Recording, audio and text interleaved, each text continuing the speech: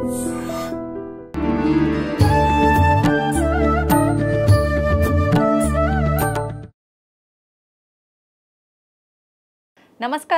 Welcome to I dream. ధర్మ మార్గం with Vijitha కార్యక్రమానికి స్వాగతం. ప్రస్తుతం మనతో పాటు ఉన్నారు ప్రముఖ ఆధ్యాత్మికవేత్త లక్ష్మీ నరసింహస్వామి ఉపాసకురాలు శ్రీమతి శ్రవంతి గారు. ఇప్పుడు వారితో మాట్లాడి ఒక మంచి ఇంట్రెస్టింగ్ టాపిక్ గురించి అడిగి తెలుసుకుందాం. నమస్తే మా. నమస్తే అమ్మా. అంటే మనం ఏ పూజ చేసినా, ఏ శుభకార్యం చేసినా మొదటగా గణపతిని ఆరాధిస్తుంటాం. తొలి పూజ ఆయనకు చేసిన తర్వాతే మిగతా ఏ పనైనా మొదలు పెడుతుంటాం. ఇది ఒక నమ్మకంగా మనకు అలా అలవాటైపోయింది అంతే. ఇంకా అయితే ప్రత్యేకించి గణపతికి సంబంధించిన ఒక పూజా విధానాన్ని చేసే రోజు అనంటే ప్రతి ఒక్కరూ ప్రతి మాసంలో సంకటహర చతుర్థి అని చెప్పి భావిస్తూ ఉంటారు. అయితే ఆ రోజు ప్రత్యేకంగా గణపతిని ఏ రకంగా ఆరాధించాలి? ముఖ్యంగా మనకి ఇప్పుడు మార్గశిర మాసం, ధనుర్మాసం కూడా స్టార్ట్ అయిపోయింది. ధనుర్మాసంలో వచ్చింది సంకటహర చతుర్థి. మరి ప్రత్యేకమైన విధి విధానాలు ఏమైనా ఉంటాయా? తెలియజేయండి.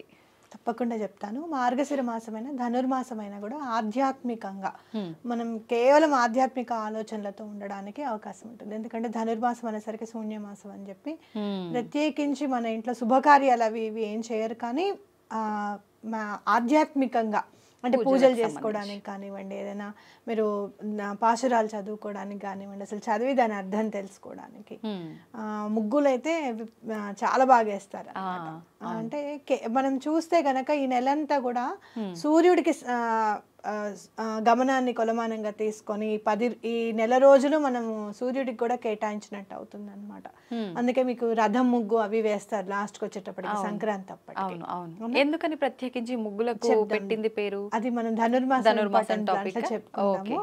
అయితే ఇక్కడ మనం చేసేది ఏంటి అని అంటే ఆకర్షణకి సంబంధించిందిగా తీసుకోవచ్చు అనమాట మార్గశిర మాసం. అంటే ఏంటి అని అంటే మీరు మార్గశిర మాసమే నేను అని కృష్ణ పరమాత్మ చెప్పారట. అంటే కృష్ణ పరమాత్మ అనగానే మీరు చూడంగానే మీరు చిన్న పిల్లవాడప్పుడు లడ్డు గోపాల్ని చూడండి, లేదు అంటే కనుక రాధాకృష్ణుల్ని చూడండి, లేదా కృష్ణుడు మీరు గురువాయూర్లో ఉంటాడు కృష్ణుడు, అలా చూడండి. ఇంత చిన్నగా ఉంటాడు మన ఉడిపి కృష్ణుడు. ఎక్కడ చూసినా మనం ఆకర్షింపబడతాం. స్వామి ఎంత బాగున్నారో, చక్కగా ఉన్నాడు కదా, మన ఇంట్లో పిల్లవాళ్ళలాగా మనం సంతోషపడిపోతూ ఉంటాం.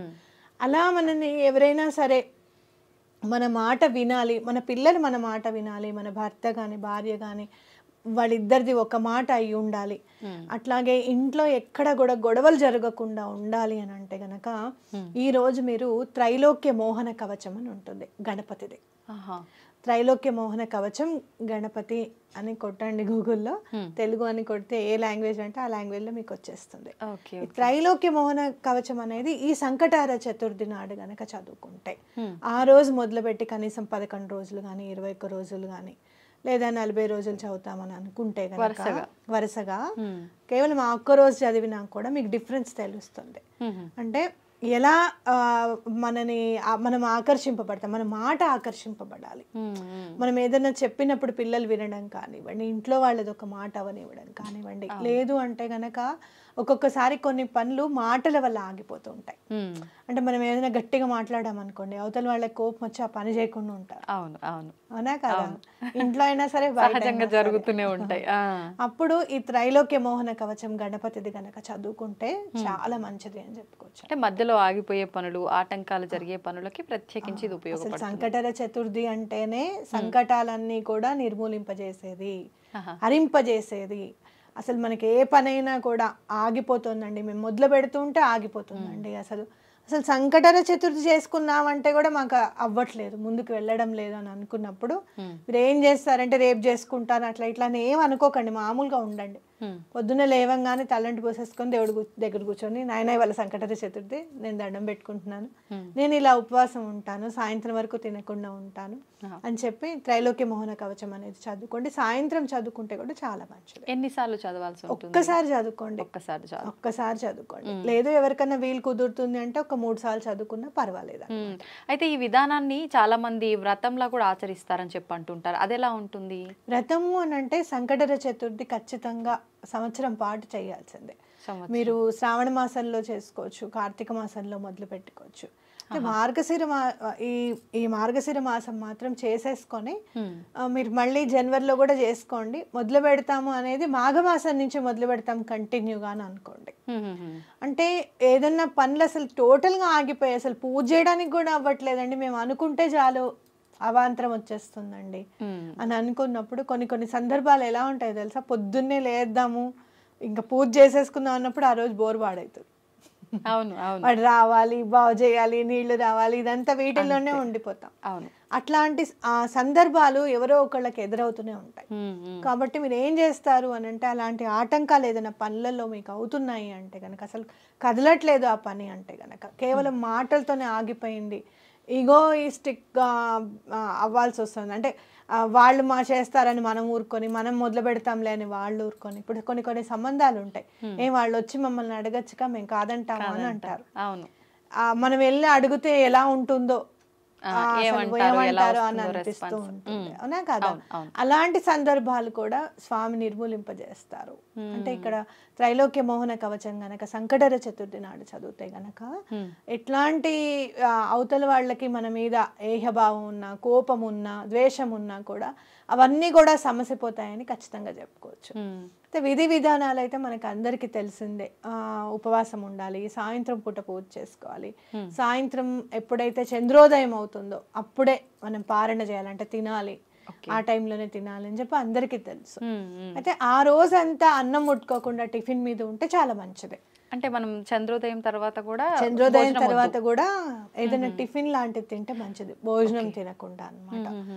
లేదు అలా కాదండి మాకు కుదరదు అన్నప్పుడు భోజనం చేసినా ఏం పర్వాలేదు. ఒకవేళ ఏమన్నా అంటే మందులు వేసుకుంటే కానీ ముందుకెళ్ళలేము అండి, తప్పనిసరి మందులు అయితే వాడాలి అని చెప్పి అనుకుంటే గనక అన్నం తినకుండా ఉండి పూజ చేసుకుంటే చాలా మంచిది. అలాగే సంకటహర చతుర్థి నాడు బెల్లం నైవేద్యం పెడితే చాలా మంచిది. బెల్లం ఎప్పుడు పెట్టినా ఒకటి కాకుండా రెండోది కూడా పెట్టండి.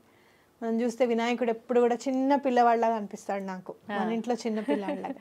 ఒక చేతిలో పెట్టంగానే రెండో చేయి అడుగుతాడు స్వామి అని నేను ఎప్పుడు చెప్తాను. పిల్లలు అంతే కదా, ఒకటి ఇయ్యంగానే ఇంకొకటి అంటారు. కాబట్టి అట్లా స్వామిని కూడా మన ఇంట్లో చిన్న పిల్లవాళ్ళగా భావించి తీసుకుంటే, గణపతికి పూజ చేస్తే తొందరగా ఎందుకు అయిపోతుంది అని అంటే గనక ప్రకృతి మయంగా ఉంటుంది ఆయన పూజ అంతా కూడా. అంటే గరికని చాలా ఇష్టపడతారు. అలాగే మీరు ఎక్కడ అసలు ఉమ్మెత్తలు జిల్లేళ్ళు కూడా యాక్సెప్ట్ చేస్తారు స్వామి, అవునా కాదా పూజలు. కాబట్టి మనం చూస్తే కనుక ప్రకృతికి చాలా దగ్గరగా ఉంటాడు స్వామి అనేది. అలాగే మీరు చూస్తే నలుగు పిండితో స్వామి శరీరం చేయబడింది అంటే అది కూడా ప్రకృతిమయమే అనుకోవచ్చు అన్నమాట. అంటే అమ్మవారికి చాలా దగ్గరగా ఉంటాడు స్వామి, చాలా తొందరగా అయిపోతుంది పని అని ఖచ్చితంగా చెప్పుకోవచ్చు. అమ్మ ఎంత తొందరగా అనుగ్రహిస్తుందో అలాగే విఘ్నేశ్వరుడు కూడా అంతే తొందరగా అనుగ్రహిస్తారు. మీకు కేతు గ్రహ సంబంధ బాధలు ఉన్నా, బుధ గ్రహానికి సంబంధించిన బాధలు ఉన్నా కూడా చాలా చక్కగా పూజ చేసుకోవచ్చు. విఘ్నేశ్వరుడు గనుక పూజ చేసుకుంటే ఆ గ్రహ దోషాలన్నీ కూడా తొలగిపోతాయి అన్నమాట. ఓకే. అయితే ఇప్పుడు ప్రత్యేకించి వారాల లాగా మనం ఏదైనా పూజ చేసినప్పుడు ఈ వారం వీలు కుదరకపోతే మరొక వారం ఎక్స్ట్రా చేసుకుంటాము అనుకుంటాం. ఇప్పుడు సంకటహర చతుర్థి అనేసరికి నెలలో ఒకసారి చేసుకుంటాము, ఈ నెల కుదరలేదు అంటే నార్మల్గా చేసుకునే వాళ్ళకి, లెక్కలు సంకల్పం లేని వాళ్ళకైతే పర్వాలేదు వదిలేసినా అనుకుంటారు. ఇప్పుడు మీరు అన్నట్టుగా సంవత్సరం లాగా చేయాల్సింది అనుకున్న వాళ్ళు ఒకవేళ ఏదైనా ఆ నెలలో కుదరకపోతే ఒక నెల పెంచుకునే అవకాశం ఉందంటారా? చేసుకోవచ్చు, తప్పేం లేదు. అయితే కొంతమంది అంటారు మనకు ఈ రోజు అలా కుదరని పక్షంలో ఆడవారికి ఎప్పుడైతే మనం స్నానం అయిపోతుందో 5 రోజులు ఆ తర్వాత రోజుని ఆ రోజుగా భావించి చేసుకోవచ్చు, అదే ఫలితం వస్తుంది అని చెప్పి అని అంటారు. అలా లెక్కలోకి వస్తుంది అంటారా? పూజకి ఎప్పుడు ఉన్నా కూడా తిథి వార నక్షత్రాలు అనేది చాలా ఇంపార్టెంట్. మీరు అన్నది మేనిఫెస్టేషన్ లో ఉపయోగించుకోవచ్చు. అంటే ఆ రోజు చేద్దాం అనుకున్నాను చేయలేదు, ఇప్పుడు చేస్తున్నాను అని చెప్పి వెళ్ళొచ్చు. కానీ పూజకి నేను ఎప్పుడు కూడా సంకటహర చతుర్థి నాడే చేసుకోవాలి. మీరు అన్నది కరెక్టే. మీరు ఎప్పుడైతే శ్రావణ మాసం మొదలు పెడతారో నెక్స్ట్ వచ్చే భాద్రపదానికి అడ్డు రాకూడదు, ద్వితి విఘ్నం అయినట్టుగా ఉంటుంది మన మనసులో.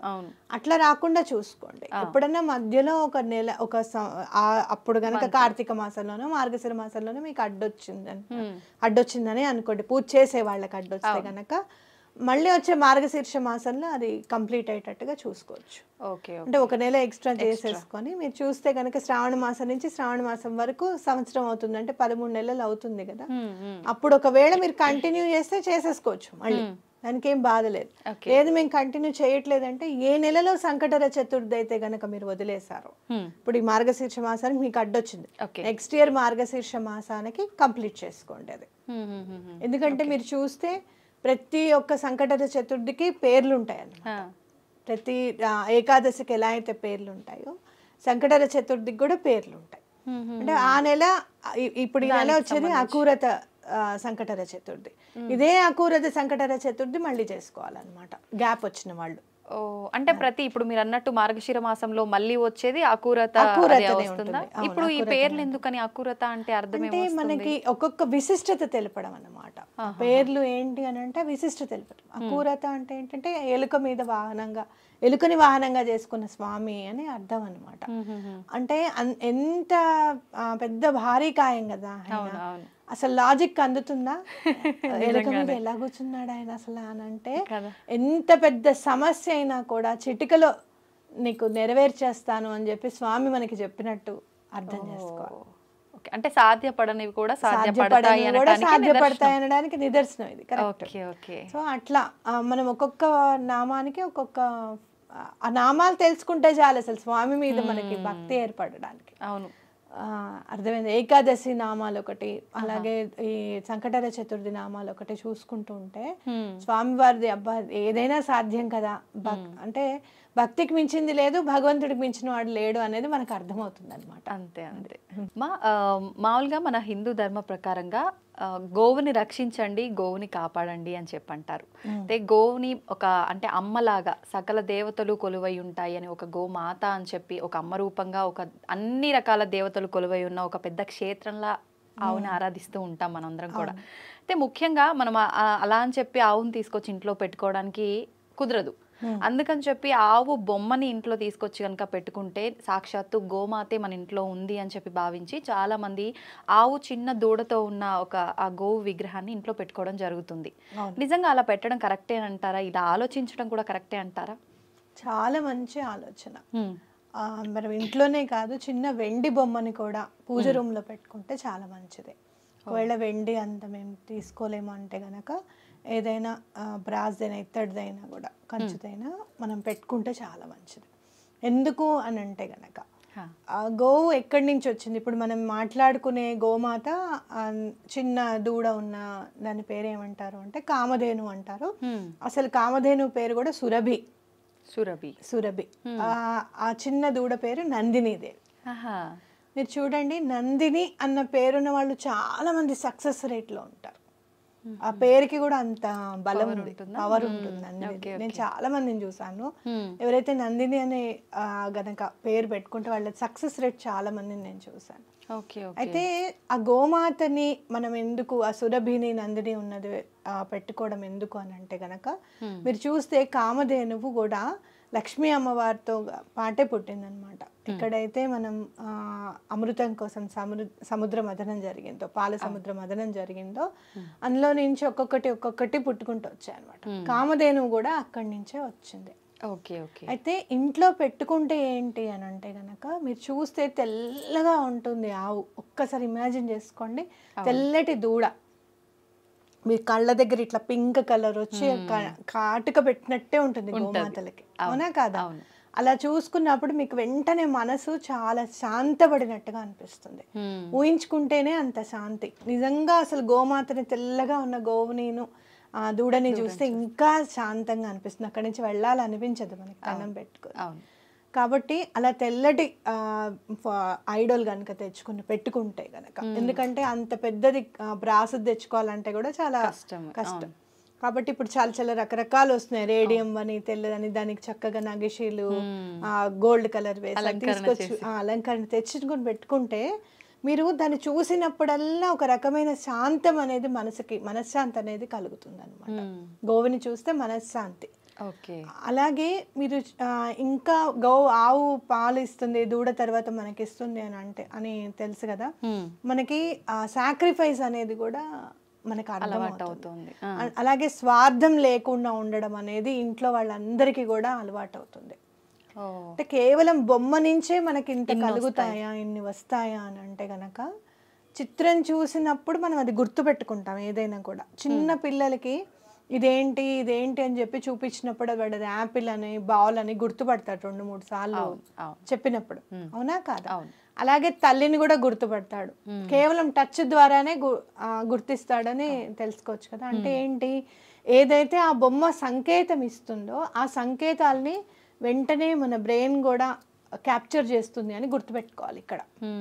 ఓకే, కాబట్టి ఆ గోవుని కేవలం ఐడోలేనా బొమ్మేనా అంటే ఆ బొమ్మ మీద కూడా ప్రేమ ఏర్పడుతుంది మనకి. అయ్యో జాగ్రత్తగా పెడతాం, పిల్లలకి అందకుండా పెట్టుకుంటాం, అవునా, రోజు దులుపుతాం చేస్తాం కదా. అట్లా ఎంతో కొంత గోవుకే కాదు, బొమ్మకి సేవ చేసినా కూడా మంచి జరుగుతుంది అని మనం నమ్మాలి ఇక్కడ. భగవంతుడిని ఎట్లా అయితే మనము అర్చాపూర్వకంగా ఎలా అయితే ఆయన విగ్రహాన్ని తీసుకుని వచ్చి అక్కడ భగవంతుడు ఉన్నాడని నమ్ముతున్నామో, అలాగే ఈ గోవు బొమ్మను కూడా తీసుకొని వచ్చి మన ఇంట్లో గనక పెట్టుకుంటే శాంతి పరిడవిల్లుతుంది అని ఖచ్చితంగా నమ్మండి. ఓకే, అయితే ఇప్పుడు మీరు అన్నట్టు ఆ సిల్వర్ది ఒకవేళ పూజా మందిరంలో పెట్టలేని వాళ్ళు షోకేజ్గా మనం హాల్లో డెకరేటివ్ ఐటమ్స్గా పెట్టకుండా అదే ఐటమ్ ఏ మెటీరియల్ అయినా తెచ్చి పూజ రూమ్లో పెట్టి పూజ చేసుకోవచ్చు అంటారా? లేదు అసలు ఇంకా పూజ రూమ్లో పెట్టము అనుకున్న వాళ్ళు షో ఐటమ్గా కూడా పెట్టుకోవచ్చు. పూజ రూమ్లో మీకు అంతగా కాకపోతే గోవువి ఫోటోలు దొరుకుతాయినమ్మా చక్కగా. మీరు ఇంపార్టెంట్ దేవతలు అందరివి కూడా, లక్ష్మీ అమ్మవారు, బ్రహ్మ విష్ణు మహేశ్వర్లు అందరివి కూడా ఎక్కడెక్కడ ఉంటారో అన్ని ఉండి గోమాత ఫోటో కూడా ఉంటుంది అన్నమాట. అది తెచ్చుకుని పెట్టుకున్నా సరిపోతుంది, చాలా బాగా కలిసి వస్తుంది. అయితే ఇప్పుడు ఈ ఆవు బొమ్మ ఏదైతే విగ్రహం ఉందో దూడతో కలిగి ఉన్న కామధేనువుది, మనం ఎవరికి వాళ్ళు స్వతహాగా కొనుక్కున్న దానికన్నా ఒకరు మనకి ఎవరైనా గిఫ్ట్గా ఇచ్చినా, మనం ఎవరికైనా ఇచ్చినా కూడా ఇంకా మంచి ఫలితం ఉంటుంది అని చెప్పంటారు, అది నిజమే అంటారా? చాలా మంచిది. ఎందుకు అని అంటే అందరం గోవుని దానం చేయలేము, అవునా కాదా? ఇప్పుడు చాలా సందర్భాల్లో ఇంట్లో గోవు వచ్చి గృహప్రవేశం అప్పుడు కూడా కుదరడం లేదనుకుని కూడా ఈ గోవు బొమ్మను తీసుకొని గృహప్రవేశం చేస్తున్నారు. ఎంతో కొంత సనాతన ధర్మాన్ని పాటిస్తున్నాము అన్న ఫీలింగ్ కలుగుతుంది ఒకటి. రెండోది ఏంటంటే అలా ఇచ్చినప్పుడు మనకి వాళ్ళ మీద ఉన్న ప్రేమ అనేది కూడా తెలుస్తుంది. వాళ్ళు బాగుండాలి, వాళ్ళు చక్కగా ఉండాలి, గోవునిస్తే వాళ్ళ ఇంట్లో సమృద్ధి సుఖ సంతోషాలు పరిడవిల్లుతాయి అని చెప్పి నమ్మే కదా మనం ఇచ్చేది. అలా వేరే వాళ్ళు కూడా మనకి ఇచ్చేది అందుకే. కాబట్టి తప్పకుండా గిఫ్ట్ ఇస్తే మాత్రం చాలా మంచిది అనమాట ఈ బొమ్మ ఇస్తే. అలాగే ఏ డైరెక్షన్ లో పెట్టుకోవాలి మనము, అది కూడా మనం చూడాలి అని అనుకుంటే ఎటువంటి పరిస్థితుల్లోనూ బెడ్రూమ్ లో పెట్టుకోకూడదు. హాల్లోనే నార్త్ ఈస్ట్ వైపు కానివ్వండి, అంటే ఉత్తరం వైపు అంతా కూడా పెట్టుకోవచ్చు అనమాట. అట్లాగే మీకు బిజినెస్ ఒకవేళ రన్ అవ్వట్లేదు అంటే గనక సౌత్ వెస్ట్ పెట్టుకుంటే చాలా మంచిది. అలాగే సౌత్ ఈస్ట్ పెట్టుకున్నా కూడా చాలా మంచిది. ఆగ్నేయం వైపు పెట్టుకున్నా కూడా మంచిది. మరి లివింగ్ రూమ్ ఆగ్నేయం వైపు ఉండదు కదా అంటే లివింగ్ రూమ్ లో ఎక్కడైతే మీకు ఆగ్నేయం వైపు కనపడుతుంది, బిజినెస్ నడవట్లేదు అనుకున్న వాళ్ళు అక్కడ పెట్టుకోండి. లేదంటే నార్త్ ఈస్ట్ వైపే పెట్టుకోండి. మాకేమి ఆగ్నేయం వైపు పెట్టడం మాకు అలవాట్లేదండి, మా ఇంట్లో వాళ్ళు ఒప్పుకోరు అని అనుకున్నప్పుడు ఈశాన్యం మూల పెట్టుకోవడం అనేది కూడా చాలా మంచిది అన్నమాట. ఇంకా చెప్పాలి అని అంటే మీరు చూస్తే కామధేనువు ఎక్కడ కూడా ఎవరికైతే స్వార్థం ఎక్కువగా ఉంటుందో వాళ్ళ దగ్గర లేదు, చాలా మునుల దగ్గరే ఉంటుంది అన్నమాట ఎక్కువగా.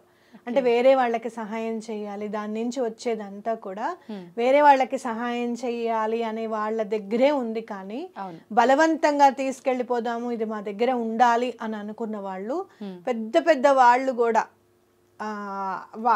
వాళ్ళ రాజ్యం అంతా పోయి వాళ్ళు చాలా ఇబ్బందులు పడిపోయారు అనమాట. అంటే ఏంటి ఇక్కడ మనకి ఏం అర్థమవుతుంది అని అంటే మనకి కూడా మనం సంపాదించిన దాంట్లో ఎంతో కొంత ఒక 5% 10% లేదు కాదు అంటే 1000 రూపాయలు ఇచ్చే 1000 రూపాయలు కాదు 100 రూపాయలే నేను ఇవ్వగలుగుతాను అనుకున్నప్పుడైనా ఎంతో కొంత భగవంతుడి కోసం ఖర్చు పెట్టే విధంగా కూడా మనని ప్రేరేపిస్తుంది. బొమ్మ తీసుకొచ్చి ఉన్నప్పుడు మనకి ఎలాంటి ఆలోచన కలుగుతుంది అంటే అయ్యో మనకి ఇంత మంచి జరిగింది కదా, ఈ చారిటీకి ఏమన్నా ఇద్దామా, ఈ భగవంతుడికి ఏమన్నా ఖర్చు పెట్టుకుందామా అనే ఆలోచనని తప్పకుండా తీసుకొస్తుంది మనకి. కాబట్టి అలాంటి ఆలోచన మనకు వచ్చింది అని అంటే మంచే కదా. అంటే ఏంటంటే మనలో ఉన్న మంచితనాన్ని ఇంప్రూవ్ చేస్తూ ఉంటుంది అనమాట, డే బై డే ఇంప్రూవ్ చేస్తూ ఉంటుంది. కాబట్టి గోవుని చూసుకుంటే గనక భూమి మీద ఒకే ఒక్క ప్రాణేమో ఆక్సిజన్ ని తీసుకొని ఆక్సిజన్ ని వదిలే ప్రాణి కేవలం గోమాతే. కాబట్టి అలాంటి కామధేను బొమ్మని ఇంట్లో పెట్టుకుంటే మంచి జరుగుతుందని నమ్మాలి. సంతోషం అమ్మ. చాలా మంది మూఢనమ్మకం అని కొట్టి పారేసే వాళ్ళు కూడా ఉన్నారు. అలా కాదు, నిజంగా మనం విగ్రహం పెట్టుకున్నా కూడా అమ్మవారిని సాక్షాత్తు ఆవును తీసుకొచ్చి పెట్టి పూజించిన దాని కిందకే వస్తుంది అని అంటే అంతకు మించింది ఏముంటుంది ఇంకా ప్రతి ఒక్కరికి కూడా. నేను చాలా బుక్స్ చదువుతాను కదా, బుక్స్ చదివినప్పుడు కొన్ని కొన్ని బుక్స్ లో ఎట్లా ఉంటుంది అని అంటే, మీకు ఈ గ్రహ దోషాలు ఉన్నాయా, కోతులకు ఆహారం పెట్టండి, ఈ గ్రహ దోషం ఉందా, కుక్కల్ని పెంచుకోండి, ఈ గ్రహ దోషం ఉందా, స్ట్రీట్ డాగ్స్ కి పెట్టండి అని బుక్స్ లో చదువుతూ ఉంటాను నేను. Okay okay. అయితే ప్రతి దాంట్లోనూ గోసేవ చేయండి అనేది ఖచ్చితంగా కనిపిస్తూ ఉంటుంది. అవును అవును. మనం గోసేవ చేయాలి అంటే గోశాలకి వెళ్ళాలి, చెయ్యాలి, ఇదంతా ఉంటుంది. అయితే ఒక గోవుని పెట్టుకోవడం అంటే ప్లేస్ ఉన్నా కూడా ఇవాళ మనం కుక్కని పెంచుకోగలుగుతున్నాం, కానీ గోవుని పెంచుకోవాలంటే మనకి ఆలోచన చాలా.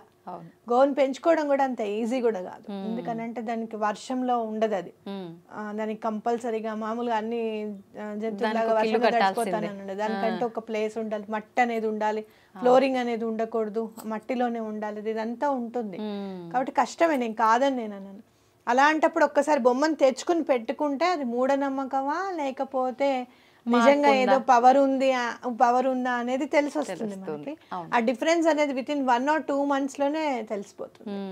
అప్పుడు మనకి ఆ నమ్మకం కిందకి మారుతుంది. అవును, ఎవరైతే మూఢనమ్మకం అని భావిస్తారో వాళ్ళే ఇంకో నలుగురికి మాకు ఇలా జరిగింది అని చెప్పుకుంటారు. అవును, నేను చాలా ప్రాబ్లమ్స్ లో ఉన్నప్పుడు రబ్బర్ బొమ్మ కొన్నా, ఇంత 30 రూపీస్, ఇప్పటికీ గుర్తు నాకు. ఆ బండి వాడికి నిజంగా ఎప్పటికీ రుణపడి ఉంటాను నేను.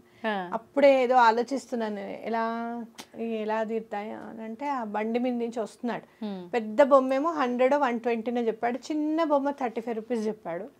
అదే ఆ రబ్బర్ బొమ్మే 35 రూపీస్ పెట్టే తీసుకొచ్చా ఇంటికి.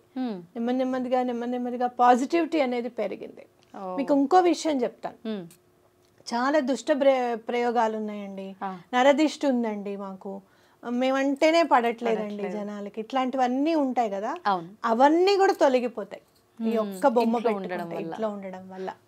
నెగటివిటీ అనేది తప్పకుండా డిజాల్వ్ అవుతుంది.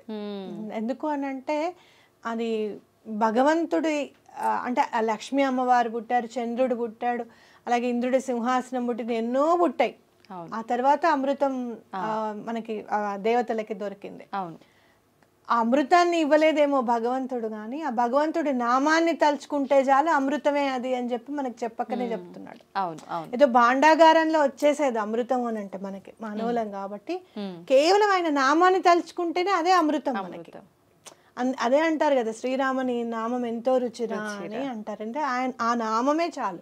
అలాగే ఈ గోవు బొమ్మనే చాలు ఈ నెగటివిటీస్ అన్నిటిని కూడా క్లియర్ చేయడానికి అని చెప్పి గట్టిగా నమ్మాలి. ఓకే, అయితే ఇప్పుడు మనకు ప్రతి ఒక్కరు మీ లైఫ్లో ఏదైతే జరిగిందో దానివల్ల, అలాగే చాలా మంది విషయాల్లో పెట్టుకుంటే మంచి జరిగిందనే చెప్పే వాళ్ళే కానీ చెడు జరిగిందని ఎక్కడ చెప్పలేదు. అంటే ఉండకపోతే ఫలితం ఉండదు, కానీ మనకు వచ్చిన నష్టం ఏం లేదు, పెట్టుకొని చూస్తే ఆ మార్పు మనకి అర్థమవుతుంది. కాబట్టి జరగాలని లేదు, అసలు చెడు జరగకపోవడం కూడా మంచే కదా. అంతే కదా, అక్కడ మంచి జరుగుతున్నట్టే. మనం ఎప్పుడు ఏమని ఆలోచిస్తాము అని అంటే, 10 రూపీసే ఉన్నాయి, 10 రూపీసే ఉన్నాయి, ఇంకో 5 రూపీస్ వస్తే బాగుండు, రాలేదుగా అనుకుంటాం, కానీ ఆ 10 రూపీస్ ఖర్చు అవ్వలేదు కదా, అవి ఉన్నాయి కదా నీ దగ్గర. అవును, అవేవో అయిపోయి నిలబడుతోంది కదా, నీ దగ్గర ఉంది కదా, అది కూడా పాజిటివిటీ కదా.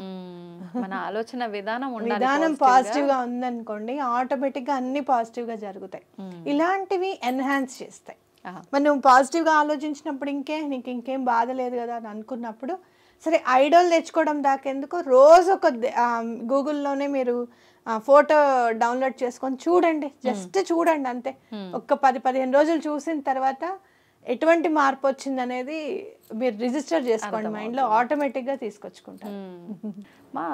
ఈ మధ్య కాలంలో దేవుళ్ళ గురించి రకరకాలుగా వింటున్నాం. అంటే ముఖ్యంగా అంటే కనిపిస్తున్నారని చెప్పి, దేవుళ్ళు దేవతలు కనిపిస్తున్నారని చెప్పి, వాళ్ళతో మాట్లాడుతున్నామని చెప్పి ఇది చెప్పడం ఒక ఎత్తు అయితే, ఒక 2 days బ్యాక్ అనుకుంటా నల్లపోచమ్మ ఆలయంలో హోల్ సిటీలో అమ్మవారు నడవటం జరిగింది అని చెప్పి, ఆలయంలో అమ్మవారి పాదముద్రలు కనిపిస్తున్నాయి, పసుపుతో కూడి ఉన్న పాదముద్రలు అని చెప్పి మనం ఒక 2 రోజులుగా వింటున్నాం. నిజంగా అమ్మవారు ఒకవేళ నడిచినా అలా ముద్రలు కనిపించే అవకాశం ఉంటుందా? అలా నడుస్తారా నిజంగా అమ్మవారు? ఏమంటారు దాని గురించి? తప్పకుండా చెప్తాను. ఇక్కడ మనం గమనించాల్సింది ఏంటి అంటే, అమ్మవారి అనుగ్రహం కేవలం మనం ఇంత పూజ చేసినంత మాత్రాన, అంటే ఆవిడకి షోడశోపచార పూజలే కాకుండా మామూలుగా పంచోపచార పూజలు చేసిన, లేదు అంటే గనక భక్తిపూర్వకంగా ప్రేమతో మన మనసు అర్పించినా కూడా అమ్మవారు తప్పకుండా అనుగ్రహిస్తారు అనేది గుర్తుపెట్టుకోవాలి మనం. అందరం పిల్లలమే ఆవిడ. అవును, ఎన్నో తార్కాణాలు ఉన్నాయి ఇట్లా అమ్మవారు కనపడడం అనేది. అక్కడ తిరుగాడుతున్నారు, నడుస్తున్నారు, గజ్జల సౌండ్ అవుతూ ఉంటుందండి అని చెప్పడం. మీరు కాశీలో కూడా వారాహి అమ్మవారి గురించి గనక మనం అక్కడికి గుడికి వెళ్తే అక్కడ ఉన్న వాళ్ళు చెప్తారు, రాత్రిపూట గజ్జల సౌండ్ అవుతుంది అమ్మవారని. ఆవిడ క్షేత్రపాలకురాలు, రాత్రిపూటే తిరుగుతారనమాట కాశీ క్షేత్రం అంతా కూడా. మీరు ఇంకా గమనించి ఇంకా అంటే అమ్మవారు ఎక్కడైనా కనపడతారా అసలు, మనం చాలా అన్నిటికీ మనకి ప్రూఫ్స్ కావాలన్నమాట. అంటే మనం నమ్మాలి అని అంటే అమ్మవారు చక్కగా కిరీటము నగలు అన్నీ వేసేసుకొని వచ్చి ఎర్రచీరే కట్టుకొని పెద్ద బొట్టే పెట్టుకుని మన ముందు కూర్చోవాలి.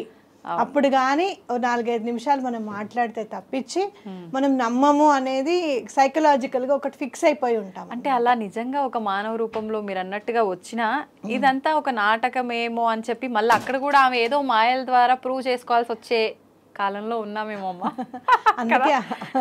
అందుకే అమ్మవారు ఎప్పుడు కూడా తన ఉనికిని చాటుకుంటారు అనమాట. ఎందుకు చాటుకుంటారు అంటే గనక ఏ నెగటివ్ ఎనర్జీస్కైనా కూడా భయం. అందులో మనకి కూడా అమ్మో అమ్మవారు ఎక్కడ ఉన్నారు, ఆవిడ మనం చూస్తూనే ఉంటారు ఎప్పుడు కూడా. మనం గుడికి వచ్చినప్పుడు ఎవరికి తెలియకపోయినా కూడా మన మనస్సాక్షికి తెలుసు కదా మనం ఏం చేస్తున్నాం, మనం ఏం ఆలోచిస్తున్నాం, మంచా చెడ అనేది తెలుస్తుంది. కాబట్టి అమ్మవారికి ఉనికి అక్కడ ఉంది అని అంటే గనక మనం కూడా కరెక్ట్గా ఉంటాము అని చెప్పి ఒకటి. అమ్మవారి ప్రేమ అనుగ్రహం అట్లాంటిది. అంటే ఏదో చాలా ఇచ్చేసేయండి అప్పుడే నేను వస్తాను అనేది కాకుండా మీరు చాలా సందర్భాల్లో దైవం మానుష రూపేణ అనేది ఎప్పుడైనా గనక మీరు చూస్తే గనక, దైవం లీల చూపిస్తే గనక చాలా సందర్భాల్లో చాలా పూర్ మందికి అంటే చాలా లేని వాళ్ళకి కనిపించిన సందర్భం ఉందన్నమాట. ఎక్కువ చాలా పెద్ద పూజలు చేసేసిన సందర్భాల్లో కనపడిన అమ్మవారు కూడా కేవలం మానసికంగా ఇది సమర్పించుకుంటున్నాము అంటే చాలు అమ్మవారు అనుగ్రహించిన సందర్భాలు ఎన్నో ఉన్నాయి. అంటే ఆవిడ ప్రేమకి కట్టుబడతారు, భక్తికి. అంటే భక్తి అంటే మీరు ఏదో చాలా చేసేయాలని కాదు, కొంచెం మీరు చూస్తారు చూడండి భగవద్గీతలో వస్తుంది ఫలం పత్రం పుష్పం తోయం అంటారు. ఏది ఇచ్చినా మంచినీళ్ళు ఇచ్చినా పర్వాలేదు. అందుకే ఈశ్వరుడు కూడా కేవలం మంచినీళ్లతో అభిషేకం చేస్తే చాలు బోల్డ్ ఇచ్చేస్తాను అని అంటాడు అనమాట. అయితే ఇక్కడ మనం చూస్తే కనుక నేను కూడా వీడియో వినడం జరిగింది, చూడడం జరిగింది. అతను ఏమంటాడంటే మేము ముందు తలుపులు తీసేటప్పుడు మేము నాక్ చేస్తాం, ఫస్ట్ నాక్ చేసిన తర్వాతనే డోర్ ఇలా కొట్టిన తర్వాతనే వెళ్తాము. ఈసారి అలా వెళ్ళలేదు, మామూలుగానే తలుపు తీసేశారు కాబట్టి అమ్మవారు ఉనికి తెలిసింది అనేది అతని మాటల్లో నాకు అర్థమైంది అనమాట. అలాగే ఇక్కడ మీరు చూస్తే కనుక గ్రామ దేవతల దగ్గరికి వస్తే గనక ఎప్పుడు కూడా పరిరక్షిస్తూ ఉంటారు గ్రామాన్ని అని ఖచ్చితంగా చెప్పుకోవచ్చు. అవును, నమ్ముతుంటాం. ఏదైనా మీరు ఇలాంటి ఉపద్రవాలు వచ్చినా కూడా గ్రామ దేవతలు పరిరక్షిస్తారు అక్కడ ఉన్న ప్లేస్ని అని ఖచ్చితంగా చెప్పుకోవచ్చు అనమాట, అక్కడ ఉన్న వాళ్ళని. అయితే ఇప్పుడు ఇక్కడ చూస్తే గనక మనం ఒకటే పాదం కనిపిస్తోంది, ఇంకో పాదం కనిపించట్లేదని, లేదు ఇంకో పాదం కొంచెం అంటే అంత క్లియర్గా లేకుండా నార్మల్గా కనిపిస్తోందని చెప్పి రకరకాలుగా మాట్లాడుతున్నారు. ఇంకొక విషయం కూడా ఏంటంటే అసలు అమ్మవారు గర్భగుడిలో లేదు, ఆమె వెళ్ళిపోయినట్టు పాదముద్రలు కనిపిస్తున్నాయి. కాబట్టి ఇప్పుడు మనకు నిన్న ఈ మధ్యకాలంలో ఏదైతే ప్రళయాలు, భూకంపాలు ఇలాంటివి వచ్చాయో ఇలాంటివి రాబోతున్నాయేమో, అందుకని చెప్పి అమ్మవారు ఇలా ఒక సంకేతంగా చూపించారేమో, లేదు ఇప్పుడు గర్భగుడిలో అమ్మవారు అంటున్నారు. నిజంగా అలా సాధ్యపడుతుంది అంటారా? అమ్మవారు గర్భగుడిలో లేదు అనుకోవడం చాలా తప్పు. ఎందుకనంటే ఎప్పుడైతే అమ్మవారిని ప్రతిష్ఠిస్తారో, కొన్ని ఆలయాల్లో అయితే యంత్ర సహితంగా ప్రతిష్ఠింపజేస్తారు, కొన్ని ఆలయాల్లో మామూలుగా ప్రతిష్ఠ జరగచ్చు, మామూలుగా తీసుకొచ్చి పెట్టేసుకోవచ్చు. మీరు ఇంట్లో గణపతి పూజ చేసుకుంటారు కదా, గణపతిని మామూలుగా తీసుకొచ్చి పెట్టేసుకుంటాం కదా, అవునా కదా? మరి 10 రోజులు అయిన తర్వాత నిమజ్జనం చేసేస్తాం, మరి గణపతి లేడా ఇంట్లో? ఉంటాడు. అసలు ఎక్కడైనా భగవంతుని లేని ప్లేస్ ఉంది అంటే ఇక్కడ ఇది కూడా ఒక పాదం కనిపించిందంటే విష్ణుమూర్తి ఒక పాదం వేసిన తర్వాత ఇంకో పాదం పైకి ఎక్కడికో పెట్టారు. అవును, అవునా? అలా అంటే ఆ ఉపద్రవాన్ని ఆపడానికి ఆ పాదం అక్కడ ఉపద్రవం మీదే పెట్టారని ఎందుకు అనుకోకూడదు? అవును, ఎప్పుడైనా ఏది ఆలోచించినా పాజిటివ్ గా ఆలోచించడం అనేది మనం నేర్చుకోవాలి. ఫస్ట్ నెగిటివ్ గా ఆలోచించకూడదు. అందులో ఇక్కడ మీరు చూస్తే గనక గ్రామ దేవతల ఆలయాల్లో పసుపుని బండారు అంటారు అనమాట. అంటే ఏంటి అని అంటే పాజిటివిటీ మొత్తం దాంట్లో ఉంది అని మీరు అర్థం చేసుకోవాలి. అమ్మవారు పసుపంతా కూడా జల్లినట్టుగా ఉంది అని కూడా మనం చూసాం. అంటే ఏంటంటే ఆవిడకి చాలా సంతోషం వచ్చినప్పుడు అలా బయటకు వచ్చి ప్రకటిస్తారు అనేది గుర్తుపెట్టుకోవాలి. మీరు ఎప్పుడైనా ఢిల్లీ వెంకన్న కథ విన్నారా? వినలేదా? విజయవాడ కనకదుర్గమ్మ ఆవిడట ఒక సినిమా ఉందన్నమాట. ఆ సినిమాకి వెళ్ళారట ఆవిడ. ఆ సినిమా పేరు నేను మర్చిపోయాను. పాట ఒకటి గుర్తుంది నాకు, ఏరువాక వచ్చిందో అని చెప్పి ఒక పాట ఉంటుంది అనమాట రైతుల మీద. ఆ మూవీ అక్కడ రిక్షా అతను నుంచున్నాడు అనమాట సెకండ్ షో అయిపోయిన తర్వాత. అతని పేరు ఢిల్లీ వెంకన్న. అయితే ఆవిడ రిక్షా ఎక్కారు, అమ్మవారే రిక్షా ఎక్కారు. ఎక్కి ఎక్కడమ్మా అంటే కనకదుర్గమ్మ గుడి ఉంది కదా విజయవాడ, అక్కడ దింపమని చెప్తారనమాట. చెప్పారు. అలా ఆయన ఎక్కించుకొని నడుపుతూ ఉంటాడు. అయితే ఆవిడ అడుగుతుందంట, ఏమయ్యా ఇక్కడ కనకదుర్గమ్మ తిరుగుతుంది నడయాడుతుంది అని చెప్తుంటారు, మీకేం భయం వేదా అని అడిగారట. మాకెందుకమ్మా భయం, అమ్మలగన్నాయమ్మ ఆవిడే మాకు అండగా ఉన్నప్పుడు, ఆవిడే మాకు అండగా తిరగాడుతున్నప్పుడు మాకు ఇంకా భయమే ఉందమ్మా, మాకు భయం లేదు అని అన్నట్ట. అలా మాటల్లో వచ్చేసింది అనమాట. ఆలయం మెట్లెక్కే దారిలోకి వచ్చేసారు వాడు. అక్కడ ఆగిన తర్వాత ఇటు చూసి ఆవిడ మెట్లెక్కేస్తోందట అమ్మవారు. అమ్మ నాకు డబ్బులు ఇవ్వకుండా వెళ్ళిపోతున్నావు ఏంటి అని అన్నట్ట. అంటే నీ తలపాగాలో పెట్టాను చూసుకో అని చెప్పిందట. ఆవిడ పెట్టిన 10 రూపాయలను బంగారం గాజు ఉందట తలపాగాలు. చూసే వరకల్లా ఆవిడ లేదట అక్కడ. జరిగింది ఇది, నిజంగా జరిగింది ఇది. అయితే అప్పుడు అతను అమ్మవారు ఎక్కింది నా రిక్షా, అమ్మవారు ఎక్కింది, అమ్మవారు వచ్చింది, అమ్మవారు ఎక్కింది అని చెప్పి తర్వాత ఆ థియేటర్లో కూడా ఎక్కడో చూస్తే న్యూస్ పేపర్లో కూడా పడింది అనమాట. థియేటర్లో కూడా పసుపు కుంకుమ గాజులు అక్కడ ఉన్నాయి అని ఆవిడ కూర్చున్న దాంట్లో అని చెప్పి ఉన్నాయి, అమ్మవారే వచ్చారని ఖచ్చితంగా. అంటే అక్కడ లేకపోయినా ఇతని చేతిలో అయితే బంగారం గాజు కనపడుతుంది కదా, అవునా కాదా? మరి ఇంకేం చెప్పాలి అమ్మవారి గురించి చెప్పండి. అట్లా సశరీరంగా అమ్మవారు తిరగాడతారు. మీరు ఎక్కడైనా చూడండి, ఏ గుడైనా కూడా అమ్మవారు నడయాడుతున్నారు అనడానికి ఇక్కడ తార్కాణం ఉంది, ఇక్కడ రుజువు ఉంది అనే కనిపిస్తుంది. అందులో గ్రామ దేవతల్లో చాలా పవర్ఫుల్ రేణుక ఎల్లమ్మ కానివ్వండి, అలాగే మీరు నల్లపోచమ్మ టెంపుల్ ఎక్కడున్నా కూడా నల్లపోచమ్మ గుడి చాలా పవర్ఫుల్ ఉంటుంది అనమాట. అమ్మవారు ఎలాంటి ఉపద్రవాలైనా కూడా తొలగింపజేస్తారు అమ్మవారిని ఖచ్చితంగా చెప్పుకోవచ్చు. మనం చూసుకుంటే కనుక కోవిడ్ మహమ్మారినే తరిమి కొట్టేసాం, అవునా కాదా? ఇలాంటివి ఏమైనా ఉపద్రవాలు ఉన్నా కూడా అమ్మ ఇలాంటి వాటిని అన్నిటి నుంచి నువ్వే రక్షించాలి అని చెప్పి అమ్మవారికి దండం పెట్టుకోవడం చాలా మంచిది. ఇది చూడడము అనేది సశరీరంగా, అసలు కళ్ళతో ఫోటో చూసినా కూడా ఆ ఒక్క పాదాన్ని, రెండో పాదం గురించి కాదు, ఒక పాదం చూసినా మనం చాలా అదృష్టవంతులని అనుకోవాలన్నమాట. అయితే ఇప్పుడు అంటే కొంతమంది ఇది మూఢనమ్మకము అని కొట్టి పారేసే వాళ్ళకి మనం ఖచ్చితంగా ఒక మంచి, మీరు ఇందాక అన్నట్టు ఒక సాక్ష్యం అనేది ఖచ్చితంగా ఉండాలి కదా. అంటే అలా అమ్మవారు ఏదో ఒకటి నిజంగా అమ్మవారి నడిచి గనక ఉంటే ఏదో ఒక రకంగా జనాలకి అక్కడ చేసే పురోహితులకు కానీ ఎవరి కల్లోనో వచ్చి చెప్పడం కానీ అమ్మవారి మహిమలు ఇలాంటివి కొన్ని సందర్భాల్లో జరిగినట్టు చూస్తుంటాం కదా. మరి అలా ఎందుకు తెలియజేయలేదు, ఇది నిజంగా అమ్మవారి పాదమని ఎలా నమ్ముతాము అనే వాళ్ళు కూడా ఉంటారు కదా. ఎలా నమ్ముతాము అని అంటే మనసుని సంసిద్ధం చేసుకోవాలి అట్లా ఒకటి. రెండోది ఏంటి అని అంటే మనకి గట్టిగా అతను చెప్పేది ఏంటంటే ఎవరు లేరు, అందరూ గుడి నుంచి వచ్చేసారు బయటికి, తలుపులు వేసేసాము, జనరల్గా నాక్ చేసి వెళ్తాం. చెప్పింది కూడా అయ్యప్ప దీక్ష తీసుకునే కాబట్టి వాళ్ళు ఎంత బాగా చేస్తున్నారు పూజ. ఇప్పుడు ఎవరికైనా కూడా ఈ 43 రోజులు దీక్ష తీసుకొని మీరు ఏ పూజన్న చేయండి, మండలం దీక్ష తీసుకొని చేస్తే మనం ఎవరికైతే చేస్తున్నామో వాళ్ళు ఖచ్చితంగా మనకి పలుకుతారనమాట, గ్యారంటీగా. నేను ఇప్పుడు నిన్న 108 సార్లు సిద్ధమంగళ స్తోత్రం చదువుకున్నాను. ఎక్కడో మైండ్ ఉంటుంది కదా, మనుషులము అనేది మర్చిపోం మనం ఎప్పుడు కూడా. అవును, స్వామి ఇన్నిసార్లు ఇక్కడ చదువుతున్నాను కదా, నువ్వు ఇక్కడే ఉన్నావు అని చెప్పి నాకు ఒక్క రుజువు నాకు ఇవ్వు. ఎందుకంటే సిద్ధమంగళ స్తోత్రం ఎక్కడైతే చదువుతారో అక్కడ నేను ఉంటానని చెప్తారు శ్రీపాద శ్రీవల్లభులు అనమాట. ఆయన అవాచ్ అది, ఆయన వాక్ అది. ఇక్కడ ఉన్నావని చెప్పవా స్వామి అని అడిగి ఏమి పెట్టానంటే దీపం పెట్టుకున్నాను, పెద్ద దీపం. అది గాలికి బాగా ఇలా కదులుతోంది అన్నమాట. అయితే నువ్వు ఇక్కడ ఉంటే గనక ఈ దీపం నిశ్చలంగా వెలగాలి, 1 నిమిషంలో కనీసం 1 నిమిషం అన్నా నిశ్చలంగా ఉండాలి ఆ దీపం అని దండం పెట్టుకున్నా. పెట్టుకున్న 2-3 సెకండ్లకి దీపం నిశ్చలమైపోయింది. నిశ్చలమైపోయింది దీపం, స్ట్రైట్గా అసలు కదలకుండా. అప్పుడు స్వామి ఉన్నావు. అంటే మీరు అలా సంకల్పం చెప్పుకోకపోతే అది నార్మల్ గా జరిగింది అనుకోవచ్చు, చెప్పుకున్న తర్వాత ఆగింది కాబట్టి మళ్ళీ అనుకున్నాను జస్ట్ కనీసం 1 నిమిషం అన్నాని. ఆ 1 మినిట్ అయిన తర్వాత మళ్ళీ కదలాడింది అనమాట. అంటే ఏంటంటే గాలిగా ఉంది, అటో ఇటో కాస్త ఫ్యాన్ గాలో తలుపులు తీసుకుంటామో ఏదో ఒకటి అవుతుంది కదా, ఆ నేచర్ ని ఆపరు స్వామి. స్వామి ఇక్కడ ఉన్నారు కదా, మీరు నిశ్చలంగా ఉండి. మీరు ఎన్నో తార్కాణాలు ఉన్నాయి అట్లా.